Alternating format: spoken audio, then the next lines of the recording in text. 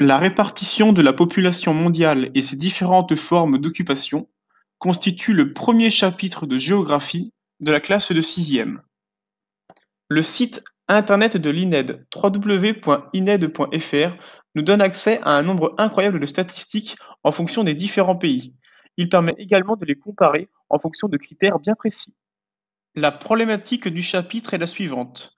Comment se répartit la population mondiale à l'échelle de la planète et comment peut-on expliquer les inégalités de peuplement? Nous sommes actuellement plus de 7 milliards d'habitants sur Terre. Il existe trois foyers majeurs de peuplement qui rassemblent les deux tiers de la population mondiale. Il s'agit de l'Asie orientale, de l'Asie du Sud et de l'Europe. Certains espaces sont de véritables déserts humains où l'on retrouve très peu d'habitants. Les conditions de vie sont souvent difficiles en raison du climat. Nous pouvons citer par exemple le désert du Sahara en Afrique. Les prévisions pour 2050 indiquent que la population mondiale devrait atteindre plus de 9 milliards d'habitants.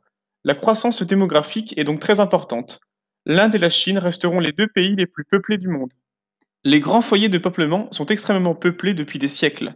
Les hommes ont toujours privilégié les littoraux, notamment pour faire du commerce, mais également les lieux favorables à l'agriculture, pour pouvoir se nourrir facilement, comme en Asie du Sud-Est, où les hommes ont fait le choix de développer la riziculture.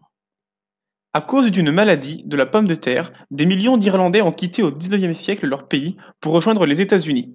Le foyer de peuplement nord-américain est donc apparu grâce à l'émigration.